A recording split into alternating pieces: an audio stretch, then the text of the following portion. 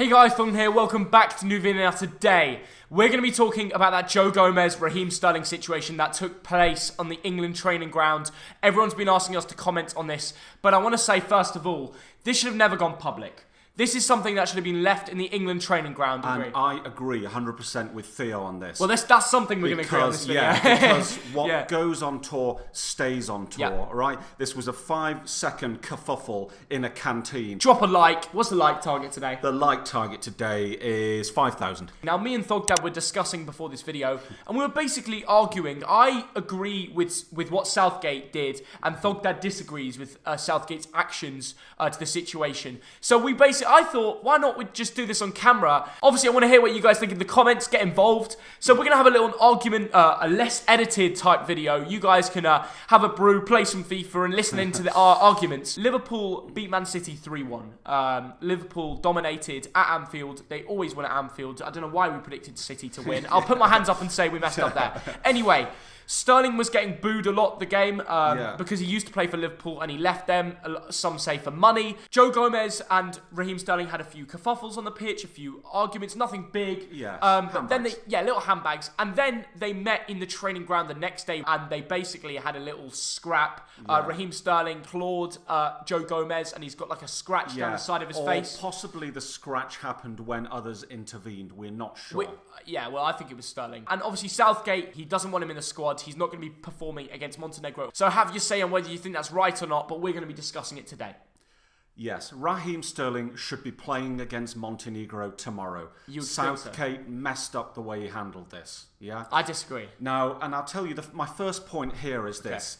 We're not talking about a school choir here. We're not talking about an old lady's knitting circle. We're talking about football, all right? Football is a game where emotions run high, where there's passion. And you know what? Occasionally there are scraps, there are disagreements. I think of my own Thursday night game, Me and Big Brendan, best of mates. Occasionally we'll kick off. There'll be a bit of red mist. But you know what? 5 minutes later, if that, we're hugging, we're having a pint, we've made up, we're best of mates again. That's how football works. But you and Big Brendan are not a true professional. A true professional needs to be able to hold their temperament and be able to not get angry in certain situations. No, I disagree, Theo. How do you disagree? A true sportsman professional does not lose it like Raheem Sterling did in that situation. You're 18 years old. Do you ever lose it? Yeah, of course I do. Okay. Of course I do. These two guys are 22 and 24. By my standards, they're young lads, all right? Yeah. They will make mistakes, yeah? And I'm not going to argue that what Sterling did was right. He made a little mistake. Yeah. All right?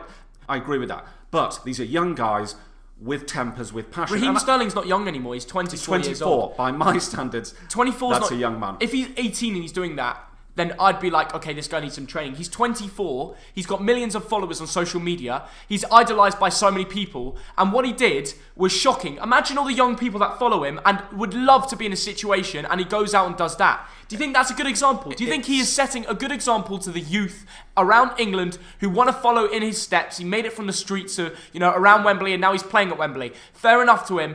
But when you get to that level, you need to be able to turn off the club football when you're playing for your country or training for your country. And he failed to do that. These are not robots. They will make mistakes. Now, if this was never reported, people could still look up to Raheem Sterling in the same way. 100%. But the truth came out. The truth came out, and a lot of people, sadly the truth came out, and a lot of people that idolised him don't idolise him in the same way anymore. Well, okay. All I'm saying is, would Harry Kane ever do that? If Tottenham lost, I know they've been on really crap form, but what we see of Harry Kane is he turns around for England. He goes out and scores goals for England. He still plays well when Tottenham are doing bad. Raheem Sterling let his club feelings and emotions take over his whole life, basically. They're footballers, they're young men, they're not robots, and not everyone is Harry Kane. And by the way, Harry Kane will lose his temper at times. I bet he does, but and will in the future. But does he scratch and leave a mark on another player and cause problems in the England training ground? We don't know whether that was caused by Sterling's jewellery. I think it was. I think it was, Dad. Right. I think it's quite obvious. I'm going to make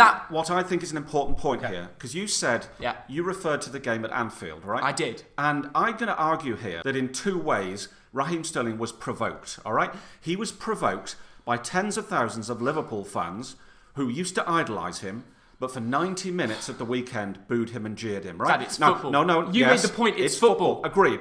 So you need to be able to handle that. Secondly, if you're a true professional... Secondly, 5'7", Raheem Sterling walks into the canteen at St George's Park, sees 6'2" Joe Gomez. There's laughter. There's laughter by some of the players. It's being reported. Raheem Sterling was provoked in both those circumstances. Okay. And if that was me, I would find it very difficult to just laugh and deal with that in any other way. Listen, what I would do in that situation is, I'd first of all, I wouldn't take all my anger out all suddenly like he did. He went over and grabbed his neck, Dad. Do you want me to grab your neck right now? No, exactly. You don't. No one does. He could have gone over and spoke to him and asked, "What you doing?" If you speak to him and talk it out. They should have just talked it out. Sterling went to grab his neck and then tried to scratch him, and then he basically not injured him, but left a mark on Joe Gomez. Right. That was a wrong. Dad, will you admit that was the wrong way of taking on the situation? It was, but you know what? When the red mist is up there, sometimes people make mistakes. Raheem Sterling made a mistake. Yeah. And I'm not going to disagree with that. Yeah, okay. All right? But it was a 5 to 10 second mistake. And here's a key point, that afterwards, obviously Joe Gomez was a bit shaken by that. Anybody would be. Yeah. But afterwards, Joe Gomez went up to Southgate and to management and said, "Look, we've dealt with it. I've forgiven him. Yeah. I want Raheem Sterling." So this is the victim of this incident, is saying, let the guy off. Let the guy play tomorrow. Yeah, but sadly, Dad, you need to set an example on the England training ground and to all the youngsters coming through. You know, we've got players like you got Jadon Sancho, we've got Mason Mount, Tammy Abraham, all these other boys that are firstly making it into the England squad. He needs to set an example. If someone goes over to someone in the canteen and tries strangling them, they need to be punished. To show an example to the youth and the other people and everyone that knows about the story now, I think Southgate did the exact right thing of punishing him, and the way you don't think it's right, I don't understand you, really. Right. Well, I tell you, there are different ways to punish, okay?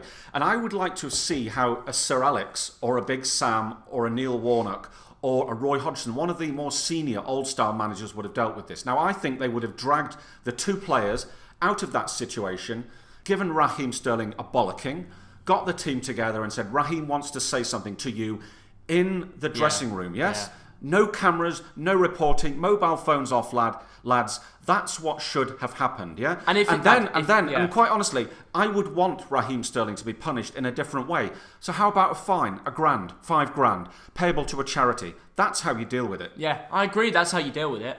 But I think Southgate, the way he did, isn't the end of the world.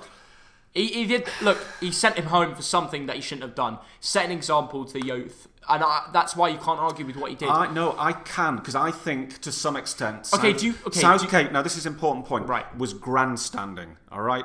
He was like, right, I'm going to show the world that I'm the guy who can deal with this, all right? So he made an immediate decision, he made the wrong decision, he dealt with it in the wrong way. You know, the thing that really angers me about this is that it's a 5 to 10 second kerfuffle in a canteen, yeah? And it's getting more column inches than what's going on in Syria. Yeah, it's true. This should not be a public story. Yeah, we shouldn't be talking about it. We shouldn't be making a podcast video about it because we shouldn't know about it. All right, and it destroys the whole reputation of not only England, but the players, the staff, everyone that works there. It makes us look bad as a country to see that these sort of stories are getting out to global press. And it's I don't want to be talking about it right now. You know, this should have been kept in and sorted out. This is the sort of that is the one issue of what Southgate did. Sending him home is going to make media find out what happened. So it's a shame. But this is the interesting thing. He wasn't sent home. He remained within St George's Park. He is training right now with Joe Gomez. Oh, really? Yes. Fair enough. So he started to pack his bags, but then he was told, no, stick around. Stick around, but you're not playing tomorrow. So it's all it's confusing. I reckon they did that so the media didn't pick up on it, but it was too late. But it became this big media storm. And that's embarrassing. We live in this kind of snowflake society where some handbags make the front page and the back page. I mean, come on. I somewhat agree with Southgate, what he's done. Thogdad clearly disagrees. Let us know what you think in the comments. Very raw, unedited for you guys. Just get involved and let us know. This is more of a podcast type thing. Raheem Sterling needs to relax a little bit. Obviously, a lot's been going on for him. A lot of, he's been in the limelight for the wrong reasons.